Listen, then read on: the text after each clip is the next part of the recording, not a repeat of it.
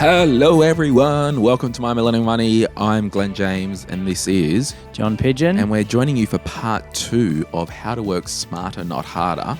And we've asked Laura to hang around from last week. G'day Laura, welcome back. Hello boys, Laura. good to see you both. Thanks for coming back in. Thanks for coming back My in pleasure. this following week. So we are a podcast about money matters, more so infotainment. If you after financial advice, you're in the wrong place, you need to go to sortyourmoneyout.com and click get help and we can get you advice particular to your situation. So until you do that, this is just entertainment for the masses. It is indeed.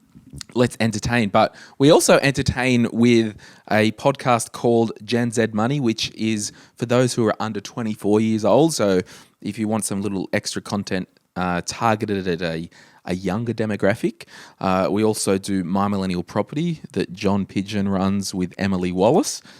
And you guys just do weekly, 20 minutes, pow property. We are killing it at the minute. Love it. Yeah. And we've also got My Millennial Career, which is Shell and M, and they're just all about your career and making a better version of you because we've all got a job or a career.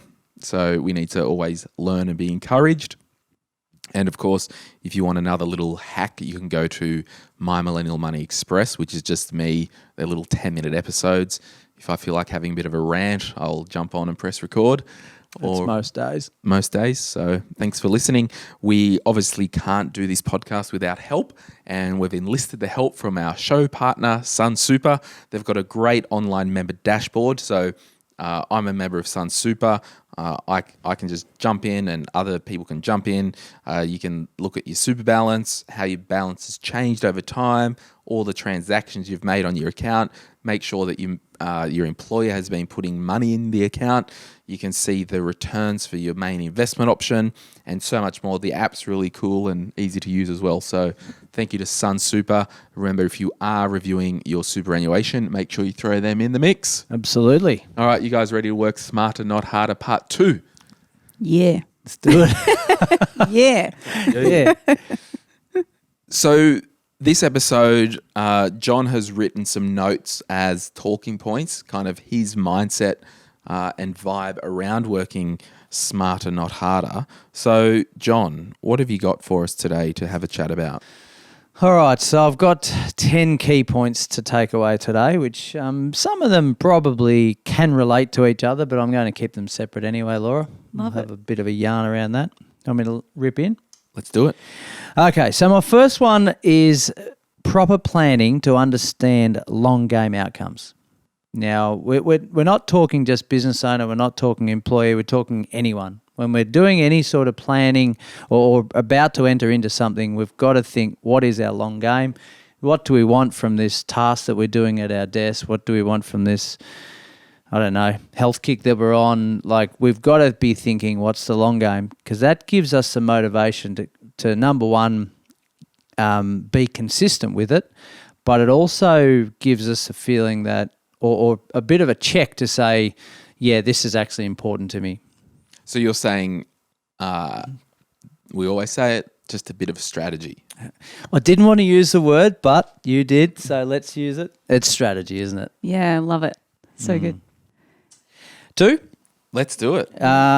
It's going to be a quick episode. Love it. We'll get deeper. Utilise key personnel that specialise in key areas. Now, it's probably more the business owner, this one, but you can outsource things in your life that make you much more efficient and delegate the non-productive roles. So one of them for us personally at home is a cleaner. Love it. I don't have a cleaner. Oh, my privilege, John. Oh, my privilege. No, I don't have a cleaner. But then when you start to think, maybe this is more in business, but what's my hourly rate? Why would I spend Correct. the time? It's totally a mind. When you think about it that way, it's like, why not? Why would you not be doing that?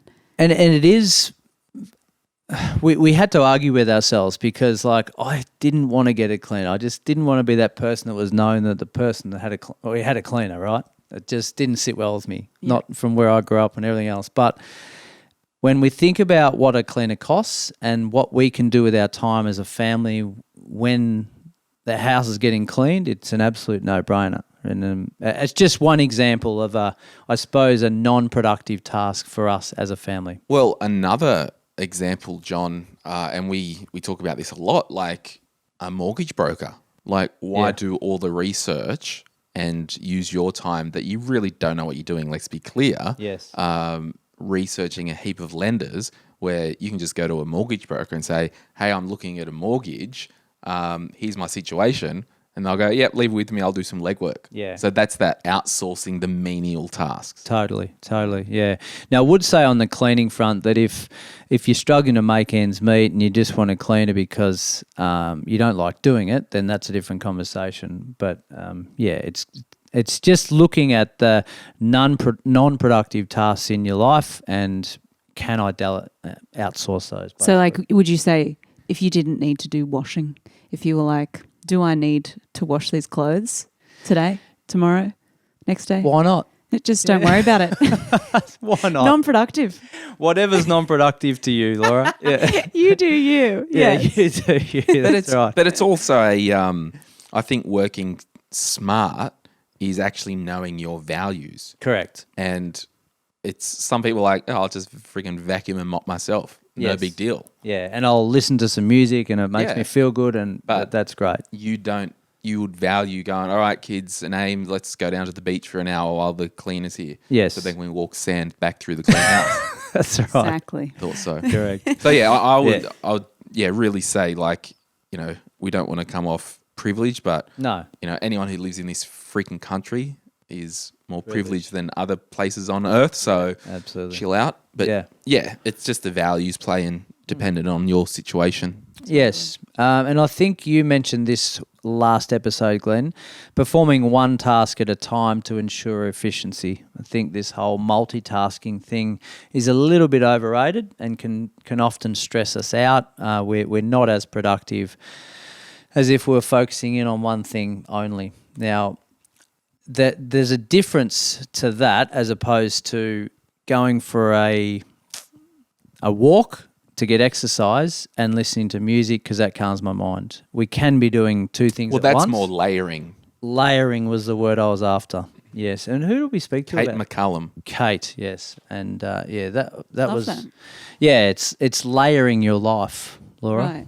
Layering your life. So you wouldn't listen to a podcast and be learning something while you're walking? Does that I could count do as- that. Yes, that's okay. education and that's exercise. Absolutely layer, but that's not multitasking. Yeah. Multitasking is trying to email something while you're on a phone call. Yeah. Yeah. And they can hear the clicking. I can hear That's the thing. it. Yeah, and last episode I did mention the Harvard Business Review article. You can just Google Harvard Business Review multitasking. It's the first post, and it's titled "You Can't Multitask, so stop." Efficiency can drop by as much as 40%. Crazy. Wow. So that's as good as half in my book. Yeah. So next one, regularly check in to assess best practice. So what's an example of that? Well, I haven't got a specific one straight away, but I think we do things consistently and we might be doing them every day just without really thinking about doing them. It's just a subconscious thing we're doing, and then we don't check in to think, well, actually, can I be doing this different? Can I be doing this smarter, more efficiently? Do I need to be doing it at all?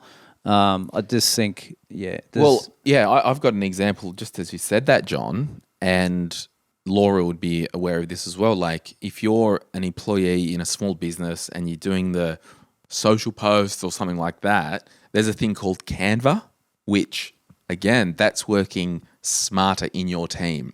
And it could be, hey, boss, we're doing this stuff, but we can set up some templates, and we'll put a link to Laura's website in the show notes because you sell some Canva templates. Is that correct? Yeah. Yeah. So we do them for social tiles, media kits, proposals, even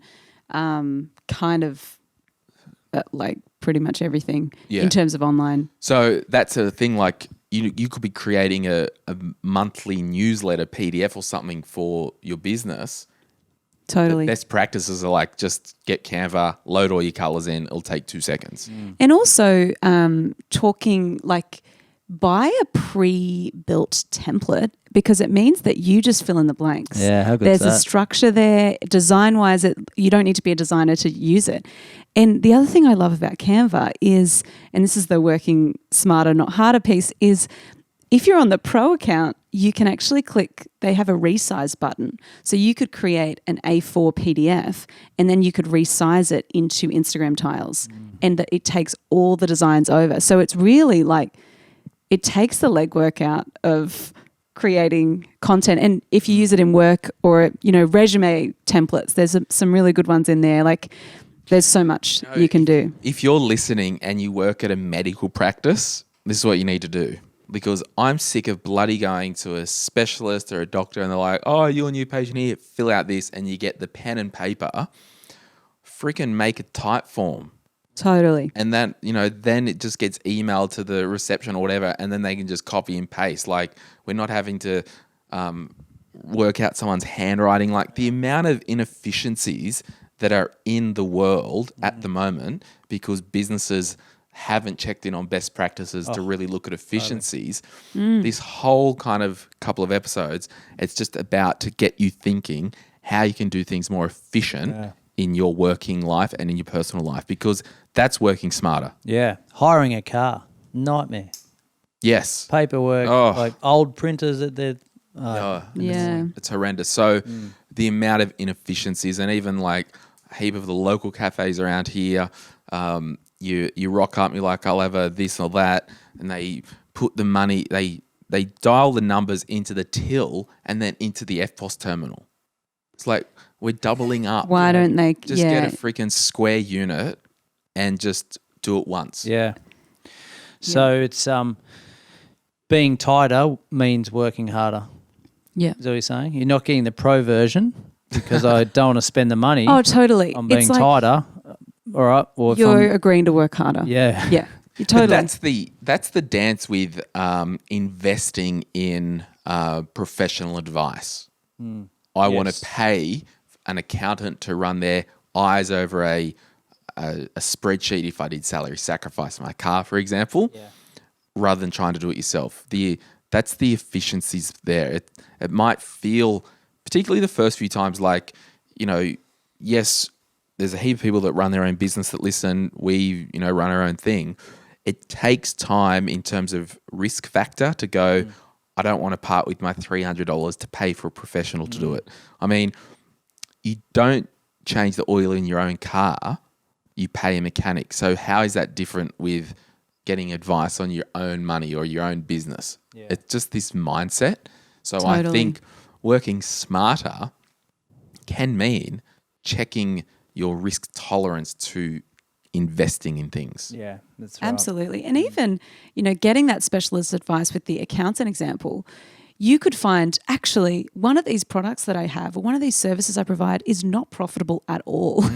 So understanding that helps you to then go, oh, let's cut that. No one's even buying that. Yeah. Why do we even have it? So it helps you to, from a business perspective, to go, oh, if I didn't get a specialist to look at it, maybe I'd never know that this is actually just costing us money. Yeah, and even like, I just can't stress enough, like if you're in a job and you take bookings for new customers or whatever, just tell your boss about Typeform or Jotform or whatever, Dotform, I don't even know what they're bloody called, but how do we do it so when the customers come in, you already have all their information, it's a smoother process, the customer's more happy and you're working smarter, the customer's happy. Totally. Even Calendly or Timely or Acuity, they're the scheduling platforms. So you're not going back and forth via email. Can you do 4 p.m.? No, I can't do that. Those programs are such time savers. Yeah. So it's that investment. And see, the thing is, in kind of the business world, and this is apparent whether you're an employee or not, we talk about hard dollars and soft dollars. So as an example, yes, I can do my own bookkeeping myself, because it's quote unquote cheaper. But the amount of soft cost that it takes in terms of my time and the stress that it spends on me. So yeah, hard dollars, it's actually cheaper if I sit down and do my own bank recs all day long. But soft cost, no freaking way, because of the amount of time and drama that it costs. So Totally. with your job where you're working at the moment, I want you to always be active in looking at the things that you can do to make things better. Yeah, and you might be listening here saying, well, I already do a lot of these things, but I'm picking up one or two things. Or you might be listening thinking, hell, I've actually never thought about how I am working. So hopefully there's some benefit either way. Next one I had was asking yourself, and this is probably more the business owner, but the employee can definitely take something from this. What roles am I doing that doesn't directly create revenue? So when I was in franchising hundreds of years ago, Glenn, they were always on to us about saying, what are you doing in your day that's creating revenue, and what are you doing that's not creating revenue? All right. So when you actually sit down and look at that, it's a really interesting exercise, because you find yourself sitting there doing tasks that, hang on a minute, why am I doing this? It's not actually going to be a benefit to the bottom line. So why am I doing it? Yeah. And even I think part of that is finding your zone of genius. You know, I think a lot of the time we as business owners think, oh gosh, no one else could do this the way that we do it. And like, I know for me, I'll be like, no one else could communicate with the clients. Like, that's me. Yeah. That's the expectation. But actually, nah, they could. Client doesn't give a crap. The client doesn't care. So it's funny. It's like actually knowing what your zone of genius is really helpful, and it helps as an employee as well, knowing this is what this is what they're paying me for. Yeah. And if there are parts that don't actually require my expertise, then maybe that's where we look at outsourcing or delegating to someone else. Yeah, yeah. And for the employee, maybe looking at, well, is this task I'm doing actually helping the business, or am I just doing it because of red tape? Totally. I think too many meetings go on in this world. Absolutely. Yeah, it's so wild. And, you know, if you're part of a team and, you know, you spend all day on email and all that stuff, I mean, you could suggest to your boss, it's like, hey, we do a lot of communication here, a lot of stuff going everywhere. Can we try Slack and get everyone on it? It's a good app. It's a good web-based thing. And we rarely use email internally. And we don't pay for Slack because I don't need to pay for it, because the paid feature is, you know, if you get over 10,000 messages, they're archived. I'm like, geez, we're bloody messaging like, oh, what's everyone having for lunch? Like in the team chat. Like it doesn't really matter. So it kind of suits what we need it for. But could you also suggest to your boss, hey, we communicate on Slack, on email a lot. Can we do an hour where it's device free, or like do not disturb zone, where we're all just going into that deep work zone? No client emails, no internal messaging. Could you do something like that where you at least know there's an hour a day where I am just getting my work done? Yeah, there's a thing, you can buy them on eBay, and they're like a red-green little light. And for those in open plan offices or whatever, and it's obviously at the moment with COVID and all that crap that's happened this year, it might be different, but could you say to the team, it's like, hey, let's just invest in all these lights over the office. Yeah. And if it's red at the top, I just don't want to be interrupted. Yeah. So I love that. That's working smarter. Maybe Nath needs one of these as well. He needs two. Little hat. You could wear it. But I will say, like, a lot of this stuff, you know, you are listening, you're an employee of a business. You've got to, again, be aware and feel the temperature. If you've been there 10 minutes, don't kick the door down to the manager's office and go, we need to do this. Use a bit of discretion. Be there a couple of months. This podcast told me. Yeah, implement one thing at a time. Just be a bit self-aware that, you know, because there's been a lot of people coming to jobs that I've worked at over time, and they've been there 10 minutes and everything we do sucks. And it's just, you just look like a bit of a fool. Yeah, absolutely. There was an old saying that said, if you want something done, give it to a busy person. So I'm throwing that out the window today. we've got to time chunk our days and our weeks so that we become an efficient person, not necessarily a busy person. So whether you're unemployed, employed, business owner, entrepreneur, whoever, I think you're going to be a much more efficient person if you time chunk. Love it.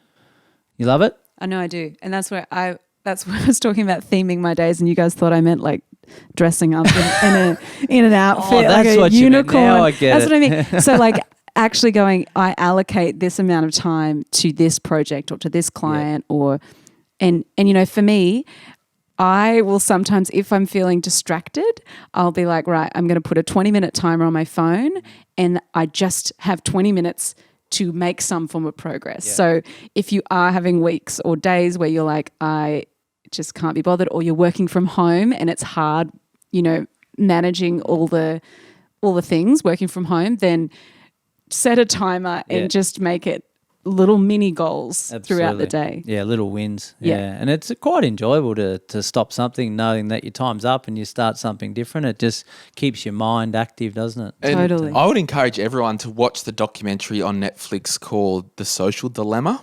And it's basically about how everyone's addicted to their device in some capacity.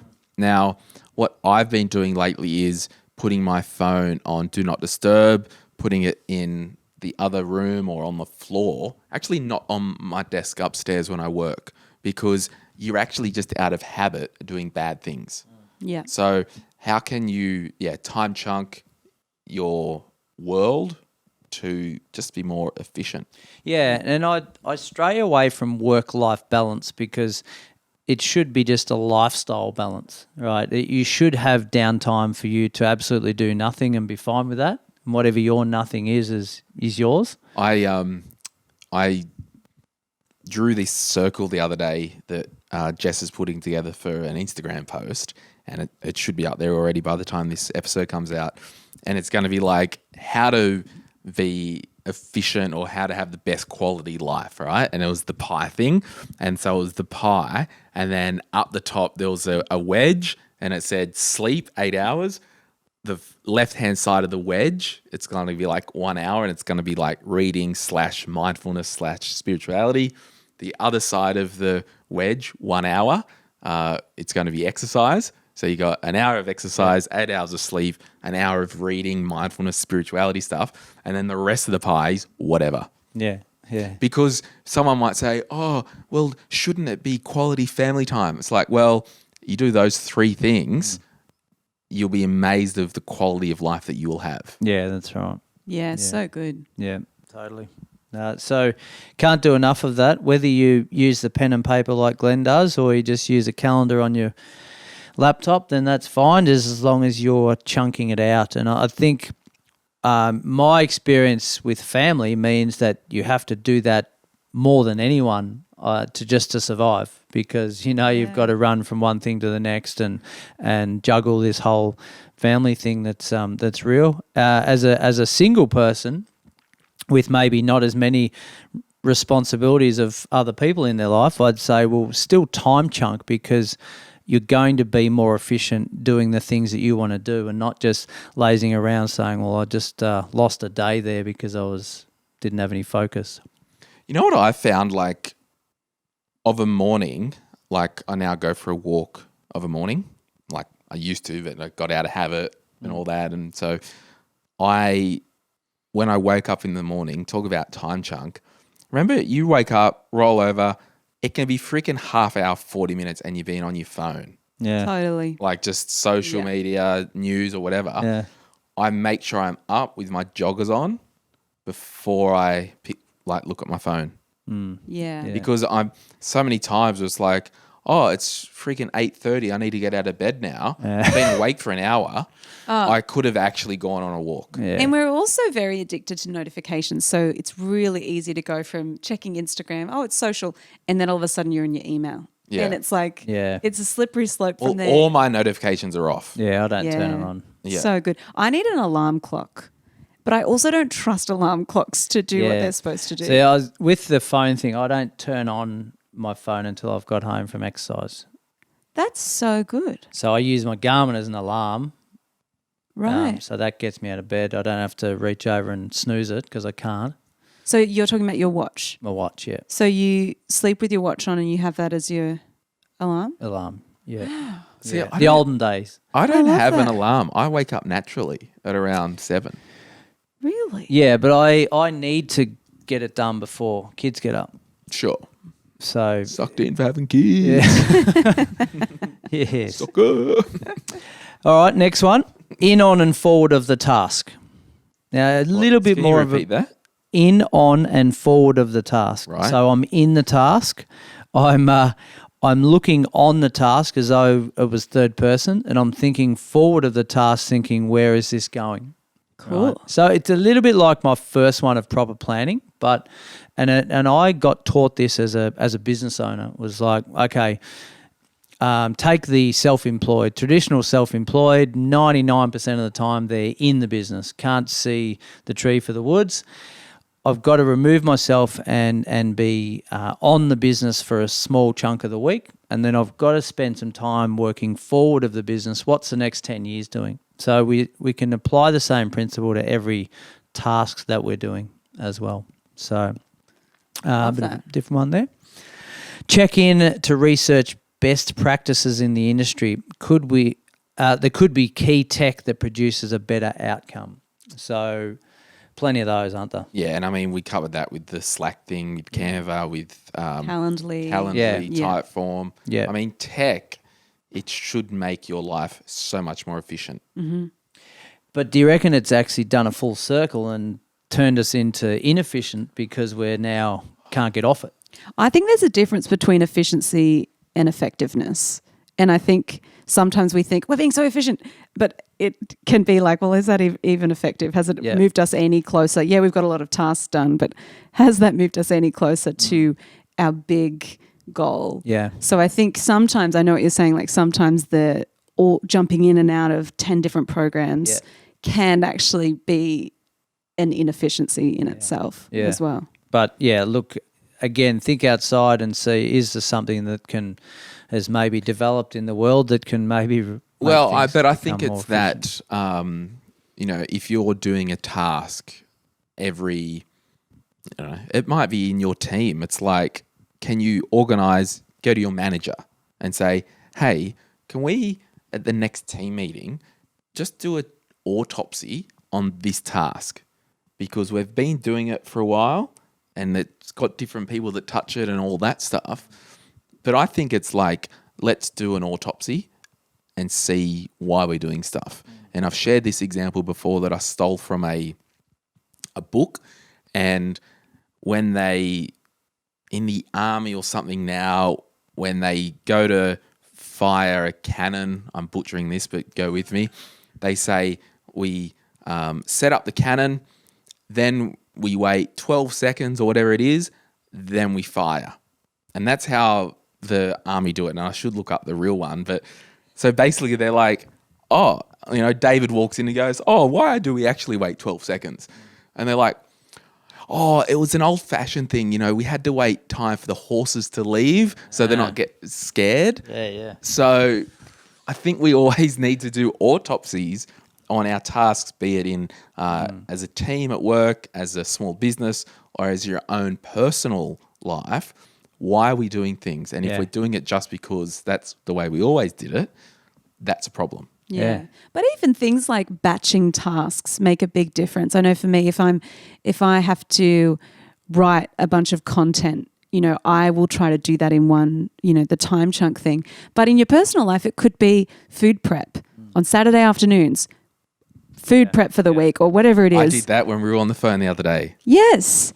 And that's so good. So things like that, it doesn't just have to be in work. It could be in your health. It could be, okay, I map out my week and I choose when I'm going to exercise and I commit to that. Or if you're finding it hard to do that, then can you do it with a friend so you won't bail? Motivated. Things like that to actually set yourself up for wins, I think also help. Yeah, for sure. Absolutely. This one's more of the business owner mind of building systems to be replaceable. Yeah, I love that. So pretty self-explanatory that, but Well, it's not. I don't actually understand. So the business Or owner to is replace you. Yes. Yes, sure.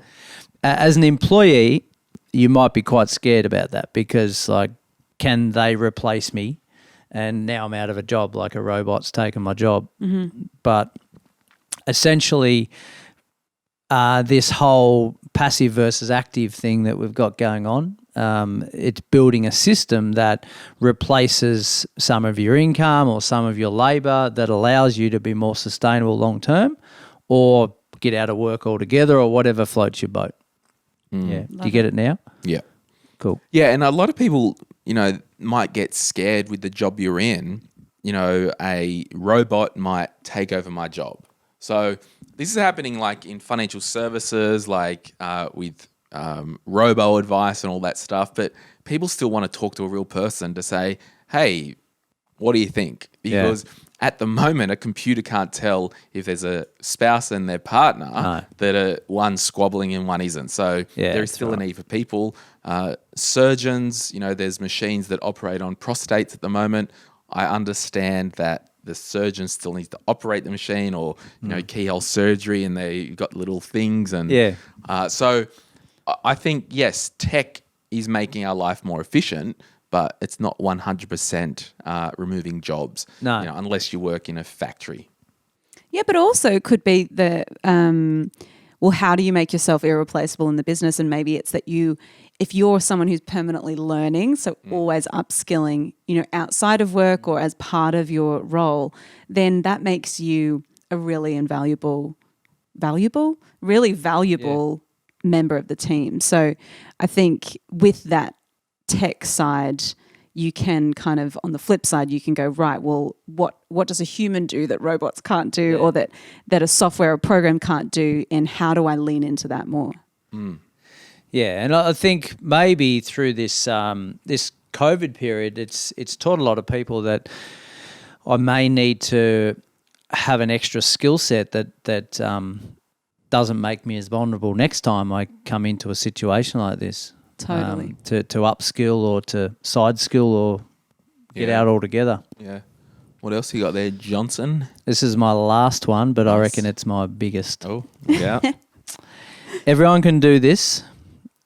Not many people want to do it, but they need to do it because it makes your day, your week, your life run a lot easier.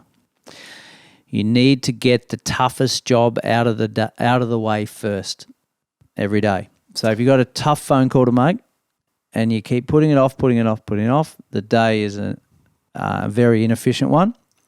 It's hard. It'd be a wild breakup phone call at 8 a.m.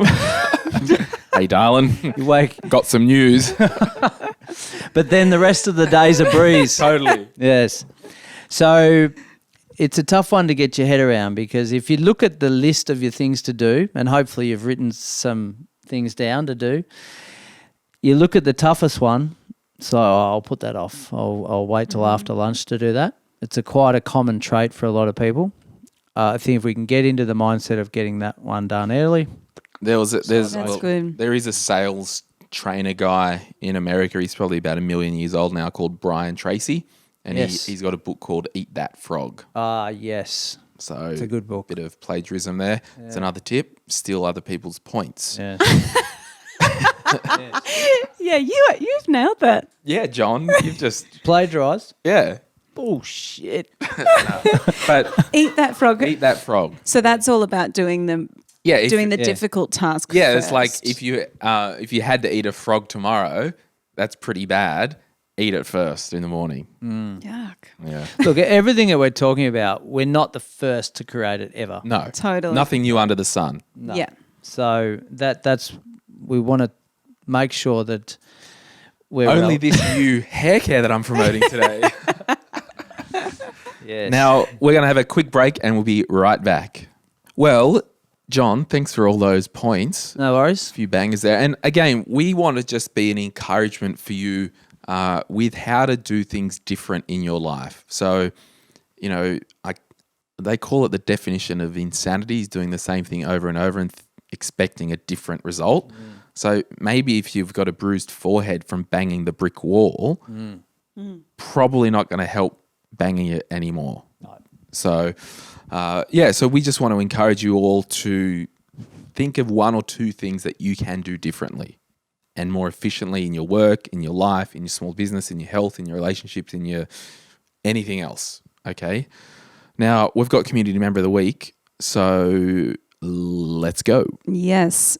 All right. So this week's community member is Jack. He is 22 and from Wollongong. His job is a protection officer, which I don't really know what that means, but that sounds cool. The money goal, protecting something. Yeah, I would imagine either works in a correctional facility, right, or maybe one of those people that drive around cash vans, like armor guard. Yeah, right.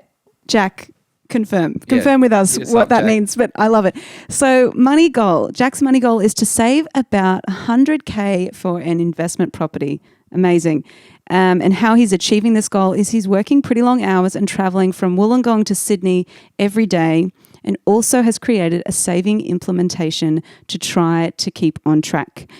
So cool. So silliest money mistake, will always buy the new iPhone when it's released and can't bring myself to not pre-order it. Wow. Ooh. I feel like you and Jack would get along. Well, I was thinking that. Well, but here's the thing. I've had this iPhone now for 2 years. Yeah. And the battery's now just starting to go. Yeah. So do I take it in, get a new battery, which can you do that at Apple? I don't know. Or what I'm actually doing, all this talk about social media, I've got an old iPhone 6 that is pretty much dead. But when I get my new iPhone, I'm keeping all the social media on this one. Yeah. And the other iPhone will just have like email and text and like Slack. So a burner phone as well. Burner phone, yeah. Perfect. Yeah. That's good. Burner phone. Yeah. Yeah. Do you know Secrets. what they are? Top secret phones. So if you were having an extramarital affair, you have a burner phone. you would have a burner phone, John. There you go. I reckon they're mostly Nokias, those burner phones. They always look like they're not a smartphone, are they? Yeah. Yeah. One Anyway. they throw out in the movies. Yep. Exactly. Jack, that's really, I don't know if this has been a setup or not, but him working harder to get his 100K, I love that. Right? It's working harder for a result. It's maybe not what Jack's going to do for the next 50 years, but he's doing it to get his 100K. He's doing the extra miles to Sydney and back. Well done, Jack. On So you, Jack. good. Thanks for listening. Love it. Appreciate you, Jack. Love you, Jack. Well, Jack's back. and here's Laura's burner phone number. Yeah, here's my burner phone number. All right, Laura, thanks so much for Thanks joining for us. having me. for As a couple of always, a weeks. pleasure. And John, see you soon. Righto. All right. Bye. Bye. Ta-ta.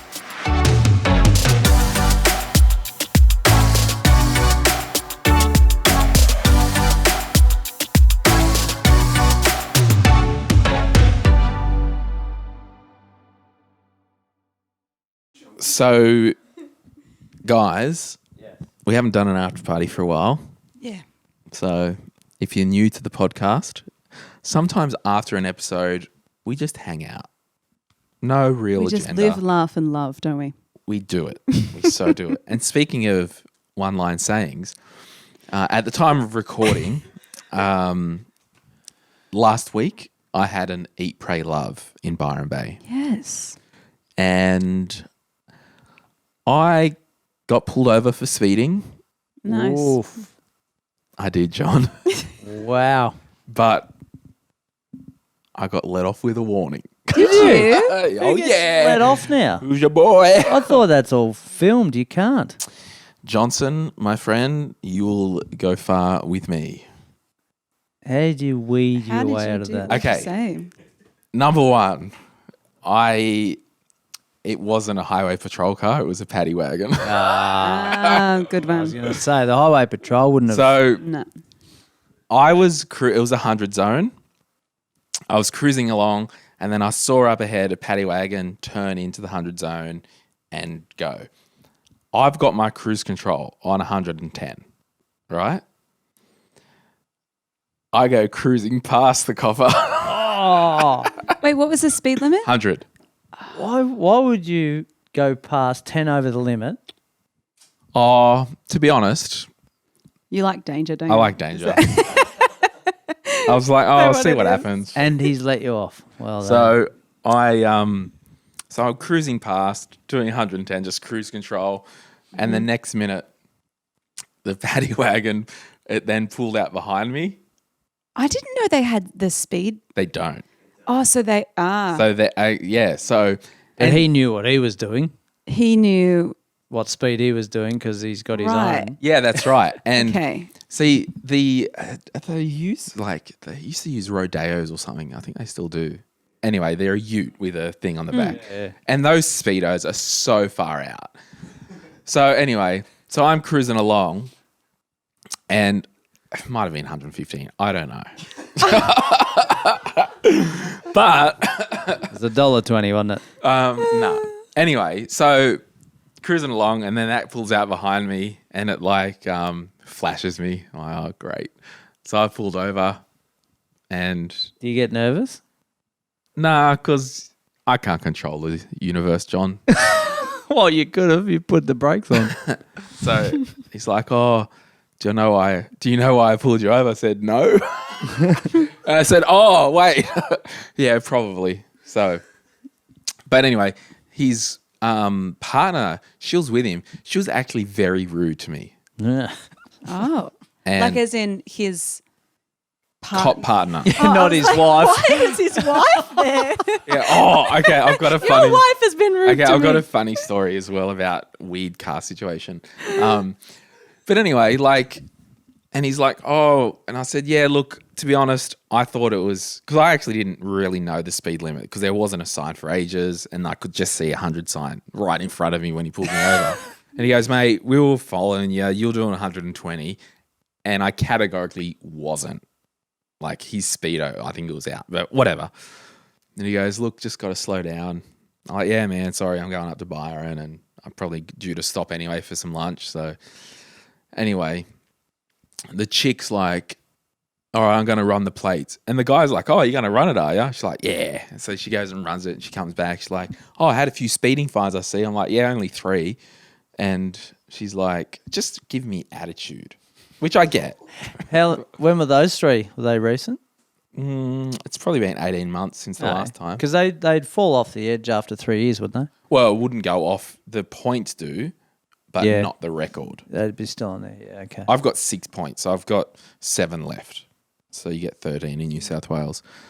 But, yeah, and he's like, just slow down. And he's like, oh, where you going? I'm like, oh, going up to Byron. He goes, oh, what are you doing up there? I'm like, oh, just doing a bit of work, doing an online course and stuff. You didn't say you were doing an eat, pray, love. No, I didn't tell him I was doing an Eat, Pray, Love. But he goes, yeah, man. And they breath tested me and checked it all out. And, yeah, it was good. So Turns out you're fine. She didn't get away then, obviously. She didn't get away. She would have booked me. Do you know the other day, my husband got done for being on his phone, but with a camera. Oh. Yeah. So Where at? it's in Newcastle, and but they see you from so far away. Really? Do they? So their photos, it was crazy seeing the photos because I'm sitting in the passenger seat on my phone and he must have been changing a song or doing something and you see it, it's so bright. You can see me like sitting like this and then you can see him like they take so many photos. Really? And it was like, it's like 4 points for that one. Yeah, and in isn't New it South like Wales. $500 or something? It's a doozy. Yeah. It's an expensive exercise. Wow. That's wild. Yeah, so don't do that, friends. Get CarPlay.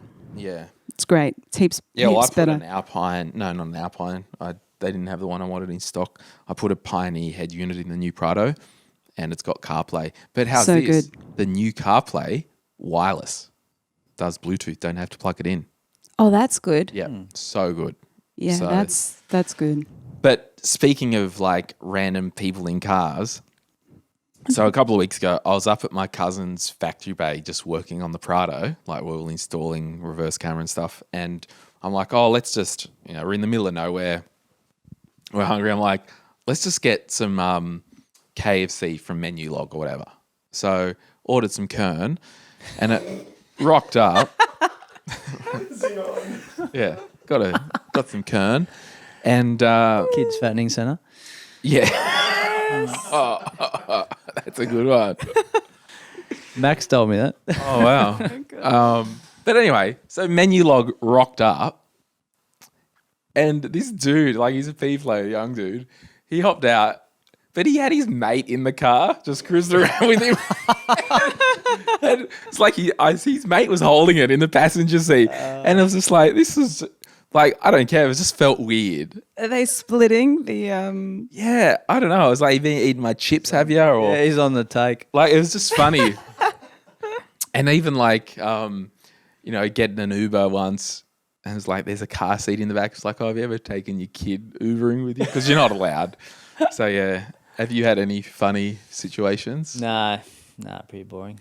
Yeah. You're too sensible for that. Nah, I'm not, but I just haven't had any lately.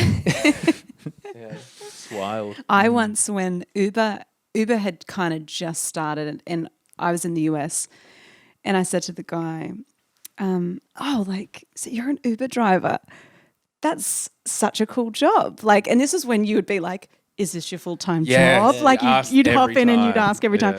And so I asked him that, and he just went off. He was like, why do you assume this is a good job? Why would you assume that? It's maybe not a good job. Maybe it's a bad job. Why do you say that it's a good job? And like me and my sister were like, I don't know, man. Like we're just making small talk. Rating 1. We don't know what to do. It was like so funny. We were like, okay, we're just not going to do that again. The small talk and the. Oh, yeah. Yeah, I had Small talk can go bad. I know. I had a guy in the US. I was with my other mate. I think where were we? We're in Texas, and he basically was begging us to give him a tip, like cash. It was so weird. Jeez. Yeah. And did you give him a tip? I think. I don't really carry any cash. I said, mate, I got $2 on me. You can have that. Like It's Aussie. it's just weird.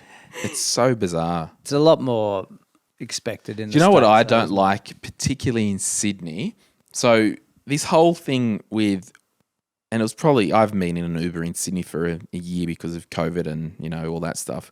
I've got the view now, if I'm staying at a hotel and need to go somewhere, I'd rather run out, grab a cab, because you've got to wait a fair while sometimes with Uber. So for Right. me, a cab's easier. And cabs have really picked up their game. Yeah. So they're a lot nicer than they used to be. But what's happening in Sydney, a lot of the cabbies now are getting the crappy old Toyota, and it's like being in a cab, like no aircon.